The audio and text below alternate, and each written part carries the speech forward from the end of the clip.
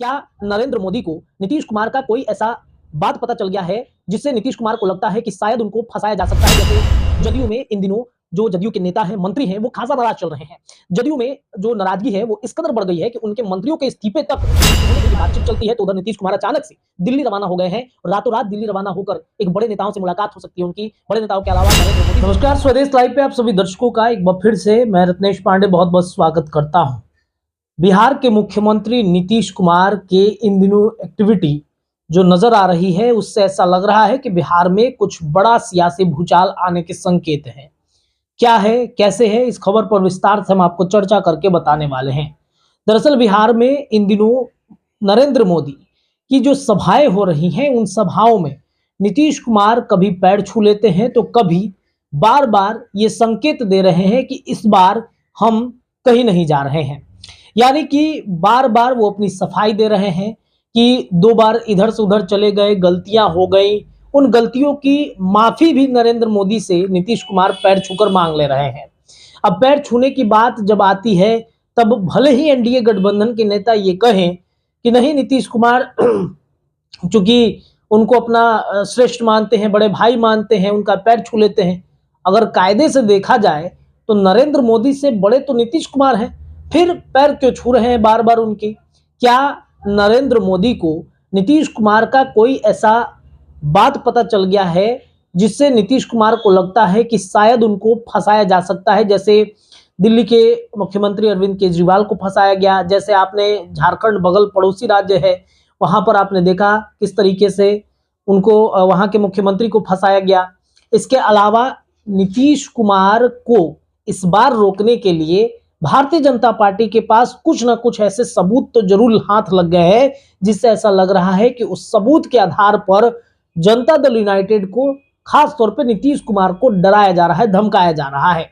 और इस वजह से नीतीश को ऐसा ना लगता है कि जो उनकी छवि रही है उस छवि को राजनीति के अंतिम पायदान पर जाते जाते वो छवि उनकी खराब हो जाए। नीतीश ये कभी नहीं चाहेंगे कि उनकी छवि जो 17-18 सालों से बिहार में मुख्यमंत्री के तौर पर बने हैं वो छवि खराब हो। नीतीश अपनी छवि, अपनी नीतियों को लेकर के जाने जाने वाले व्यक्ति हैं। नीति और अपनी कुर्सी से समझौता नीतीश कुमार नहीं करते हैं और इस वजह से पिछले 3-4 बारों में जो उन्होंने अचानक से पाला बदला है इससे यही संकेत प्रतीत होते हैं। अब बात आती है कि बिहार में रातों रात नीतीश कुमार दिल्ली क्यों रवाना हो गए? नरेंद्र मोदी कल ही बिहार में आए थे, जमुई में आए थे और जमुई में उन्होंने जाकर बिरसा मुंडा की जो जयंती थी उस पर जाकर उन्होंने उनको जो याद किया, भाषण दिया। ये जमुई की जो धरती है वो झारखंड से सटा हुआ जिला है और झारखंड में विधानसभा के चुनाव हो रहे हैं। तो जमुई में बैठकर नरेंद्र मोदी झारखंड को साधने की कोशिश कर रहे हैं और बिहार में राजनीतिक रूप से जो नरेंद्र मोदी की नीतियां हैं, रणनीतियां हैं 2025 चुनाव को लेकर के चल रही है। बेशक 2025 में भारतीय जनता पार्टी अपना झंडा बुलंद करना चाहती है। भारतीय जनता पार्टी चाहती है कि 2025 के चुनाव में जो बड़े भाई छोटे भाई की भूमिका रही है बिहार में, जिसको लेकर के जदयू और बीजेपी के बीच में तल्खियां रहती हैं, वो तल्खियों को दूर किया जाए। भारतीय जनता पार्टी ये चाहता है कि 2025 चुनाव से पहले बड़े भाई की भूमिका में हम बन जाए और इसके लिए आपने देखा नरेंद्र मोदी का सीधा फोकस बिहार में हो गया है। 3 दिन में 2-2 सभाएं करना बिहार के लिए ये कहीं ना कहीं इस बात का संकेत है कि नरेंद्र मोदी के मन में कुछ ना कुछ तो जरूर चल रहा है। बहरहाल अब इधर जहां नरेंद्र मोदी बिहार आ रहे हैं तो इधर जदयू में हड़कंप मच गया है। जदयू में इन दिनों जो जदयू के नेता हैं, मंत्री हैं, वो खासा नाराज चल रहे हैं। जदयू में जो नाराजगी है वो इस कदर बढ़ गई है कि उनके मंत्रियों के इस्तीफे तक होने की बातचीत चल रही है, चर्चाएं चल रही हैं कि जदयू के मंत्री इस्तीफा दे देंगे। हम बात कर रहे हैं बिहार सरकार के मंत्री और नीतीश कुमार के खासम खास व्यक्ति मदन सहनी की। समाज कल्याण विभाग इनका डिपार्टमेंट है और इस डिपार्टमेंट में मदन सहनी काफी सक्रिय रहते हैं। हमने देखा है कई सभाएं उन्होंने की है इस विभाग को लेकर के। कुछ नए काम अगर करने हैं तो मदन सहनी काफी चर्चा में रहते हैं, एक्टिव रहते हैं। लेकिन नीतीश कुमार से उनकी नाराजगी बढ़ गई है। नीतीश से ज्यादा नीतीश के अफसरों से उनकी नाराजगी बढ़ गई है। यही मदन सहनी है जो कुछ दिन पहले, कुछ महीनों पहले इन्होंने इस्तीफे की बातचीत कह दी थी अफसरशाही से परेशान होकर। बिहार में अफसरशाही बिहार सरकार में काफी चरम पर बढ़ गया है। जिस तरीके से रवैये रहे हैं अफसरों के, ऐसा लग रहा है कि नीतीश कुमार नहीं बल्कि बिहार को अफसर चला रहे हैं। और इसको इस तरीके से जोड़ करके देखा जा सकता है कि शिक्षा विभाग के एसीएस पूर्व में रहे के पाठक और शिक्षा विभाग में जो शिक्षा मंत्री को लेकर के चर्चाएं चली पूर्व में, जब महागठबंधन की सरकार थी बिहार में, तब प्रोफेसर चंद्रशेखर थे और उन्होंने ऐसा मतलब विवाद उत्पन्न हुआ था कि शिक्षा मंत्री तक को शिक्षा विभाग में एंट्री पर बैन लगा दिया गया था। तब तेजस्वी यादव भी काफी परेशान हो गए थे। नीतीश कुमार के पाठक पर कुछ कार्रवाई नहीं कर रहे थे।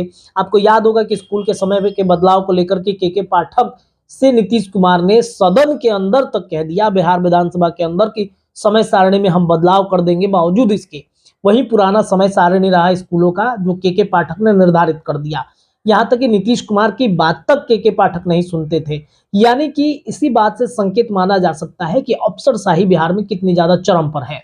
अब आप देखिए, इसके अलावा जो मदन सहनी का विभाग है, इस विभाग में उनके एसीएस हैं हरजीत कौर, जो उनकी एसीएस हैं। और हरजीत कौर जो है, मदन सहनी आरोप लगाते हैं हरजीत कौर पर कि उनसे बिना बताए कोई भी फैसला इस विभाग में ले लिया जाता है, किसी तरह की कोई चर्चा नहीं की जाती है। यहाँ तक कि कुछ फाइलों पर जब सिग्नेचर करना होता है तो वो फाइल भी उन तक नहीं पहुंचता है।